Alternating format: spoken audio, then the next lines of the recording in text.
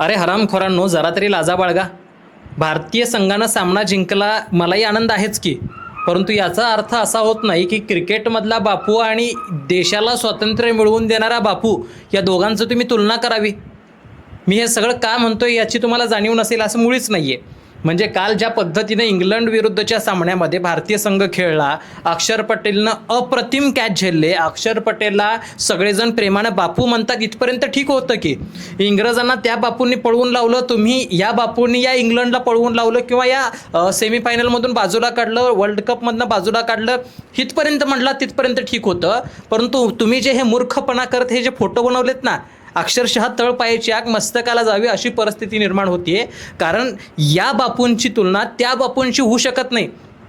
कारण त्या बापूंनी जो त्याग केलाय, त्या बापूंचं जे देशाप्रतीचं असणारं डेडिकेशन आहे, त्या बापूंनी या देशासाठी त्यागलेलं अन्न असू द्या किंवा झेललेल्या त्या जेलमधल्या त्या सगळ्या अत्याचारकारक सगळ्या त्या शिक्षा असू द्यात किंवा देशभरामध्ये उभा केलेल्या स्वातंत्र्याचा लढा असू द्यात, याची तुलना होऊ शकत नाही. आणि म्हणून आज जाणीवपूर्वक या अशा माइंडसेटच्या, अशा बालबुद्धीच्या 2014 साली देश स्वतंत्र झाला असं समजणाऱ्या या आजच्या या प्रवृत्तीच्या लोकांना कुठंतरी जाग यावी, अशासाठी हा व्हिडिओ करावासा वाटतोय. मंडळी, तुम्ही सगळ्यांनी कालचा क्रिकेटचा सामना पाहिला असेल. अतिशय अप्रतिम सामना झाला, आनंद झाला, मजा आली. प्रत्येक शेवटच्या बॉलपर्यंत तो जो काही थ्रिल होता, शेवटच्या त्या सगळ्या सामन्यामध्ये सगळ्या खेळाडूंनी केलेला खेळ अप्रतिम होता. इंग्लंडच्या बॅट्समन्सनी सुद्धा केलेला खेळ उत्कृष्ट होता. क्रिकेट म्हणून बघण्यासारखा अप्रतिम सामना झाला. मात्र जसं तो सामना संपला त्याच्यानंतर ज्या पद्धतीनं सोशल मीडियावरती या बापूच्या नावाखाली वेगवेगळ्या मीम्स क्रिएट व्हायला लागल्या, आणि हे बनत असताना कहर कुठं झाला तर या अक्षर पटेलची इमेज तुम्ही AIच्या माध्यमातून गांधीजींसारखी बनवता, पांढरं कापड घातलेलं गळ्यावरती, आणि तिथं फक्त गांधीजींच्या चेहऱ्याच्या जागी तुम्ही अक्षर पटेलचा चेहरा लावता, आणि अतिशय खालच्या पातळीचं तुमचं एडिटिंग काय आहे हे दाखवण्याचा प्रयत्न करताना त्यावेळेला आग मस्तकात जाते. काय हे सांगावंसं वाटतंय? अरे, आज खेळत असलेले खेळाडू हे देशासाठी खेळतात, मान्य आहे, मात्र ते देशासाठी नंतर पण पैशासाठी आधी खेळतात. आज कुठलाही खेळाडू एकही रुपया मिळत नसता तर क्रिकेटमध्ये गेला असता का? अजिबात गेला नसता. प्रत्येक सामना खेळत असताना मॅच फीज ही दिलीच जाते. भारतीय संघामध्ये एखादा खेळाडू नियुक्त झाला तेव्हापासून त्याची मॅच फी चालू होते. मग भलेही तो बाहेर बसून राहिला तरी, म्हणजे ते देशासाठी खेळत असतीलही, परंतु मेन म्हणजे पैशासाठी खेळतात हे नाकारू शकत नाही. मात्र तरीसुद्धा ते डेडिकेशन देशासाठी येतं हे अभिमानाचं आहे.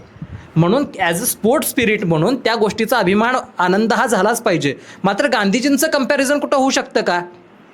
महात्मा गांधी ती व्यक्ती आहे ज्या व्यक्तीनं हा देश ज्या वेळेला स्वतंत्र झाला तो स्वतंत्र करून देण्यासाठी केलेली अनेक आंदोलनं असू द्यात, चंपारण अरण्याचं आंदोलन असू द्यात, त्यानंतर केलेला तो गांधीजींचा एकंदर मिठाचा सत्याग्रह असू द्यात, बेडा सत्याग्रह असू द्यात, असे अनेक सत्याग्रह असू देत ज्याच्या माध्यमातून त्यांनी या देशासाठी एक लढा उभा केला होता. इंग्रजांना देशातून पळवून लावण्यासाठी सत्याग्रहाचा मार्ग स्वीकारलेला होता. स्वदेशीचं स्वावलंबन मोठ्या प्रमाणात त्यांच्या माध्यमातून झालेलं होतं. या देशातून परकीय गोष्टींना कसं हद्दपार करायचं आहे याच्यासाठी सिस्टमॅटिक प्लॅन त्यांच्याकडे होता. वेळोवेळी प्रसंगी जेलमध्ये जाणं त्यांनी स्वीकारलेलं होतं.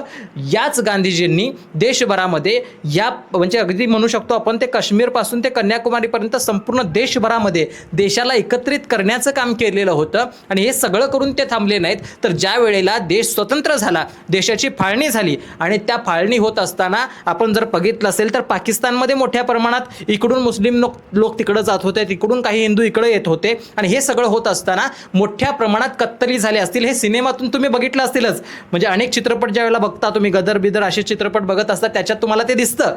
मात्र त्याच्याही पुढे जाऊन इकडं सुद्धा बांगलादेश आणि आपल्या भारतामध्ये जिथं फाळणी झाली तिथं सुद्धा मोठ्या प्रमाणात रक्तपात झालेला होता. माणसांची गळीच्या गळी कापली गेली होती, रक्ताचे सडे लागले होते, माणसांच्या मांसाचे ढीग उभे झाले होते. आणि अशा सगळ्या परिस्थितीमध्ये त्यावेळेला तत्कालीन व्हाईसरॉय माउंटबॅटनचं सुद्धा एक वाक्य आहे, त्यानं सुद्धा म्हणून ठेवलेलं होतं की त्यांच्याकडं पूर्ण सेना होती, लष्कर होतं, मात्र त्यांना त्यावेळेला त्या दंगली शमवता येत नव्हत्या. मात्र एकट्या महात्मा गांधीजींनी नवाखालीमध्ये जाऊन त्या बांगलादेशच्या सीमेवरती तिथं बंगालमध्ये जाऊन मोठ्या प्रमाणात दंगली शमवण्याचं काम करत होते.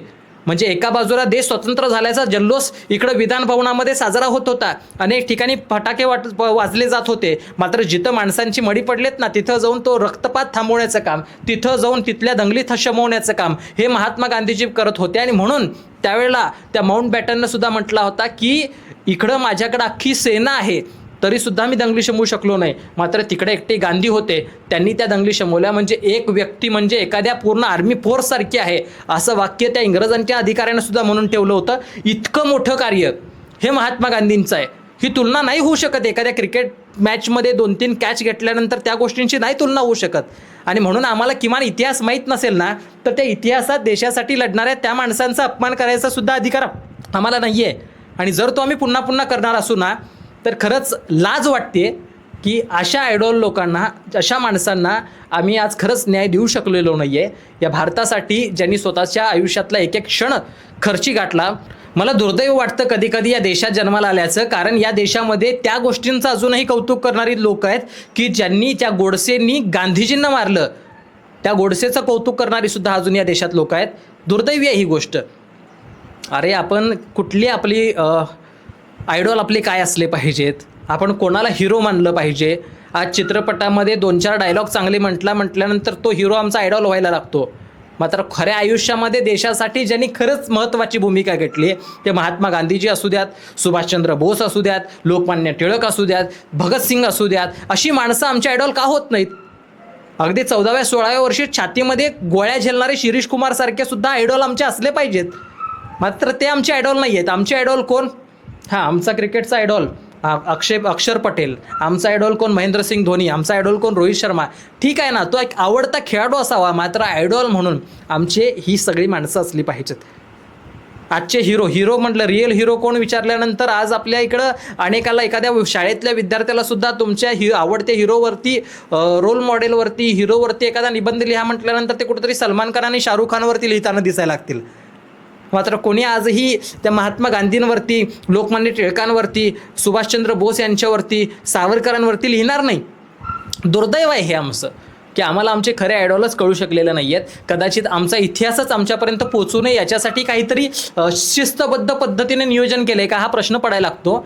फक्त एवढीच आहे विनंती असेल माझी, क्रिकेटप्रेमी कदाचित तुम्ही व्हिडिओ बघत असाल, तुमच्या इतकाच मी आहे, किंबहुना तुमच्यापेक्षा थोडासा जास्त असेल, कारण बॉल तितकाच देशासाठी आत्मीयतेनं बघणारा सुद्धा मी एक क्रिकेटचा वेडा आहे, चाहता आहे. मात्र क्रिकेट हे आवड म्हणून, छंद म्हणून एका जागी ठीक आहे, मात्र तिथं देशासाठी लढणाऱ्या माणसांना तुम्ही कंपॅरिझन करत असाल तर मात्र त्याची तुलना होऊ शकत नाही. अशा वेळेला प्राथमिकता ही आपल्या आयडॉलला, खऱ्या आयडॉलना दिली पाहिजे. आणि त्यांचं कार्य समजून घेण्यासाठी तुमच्या आयुष्यात जरा छोटासा प्रयत्न करता आला तर निश्चित करा. आणि अशा गोष्टी जर घडत असतील तर खेद असेल आणि तो आम्ही पुन्हा पुन्हा व्यक्त करत राहूच. पाहत रहा शब्दवेडे. धन्यवाद.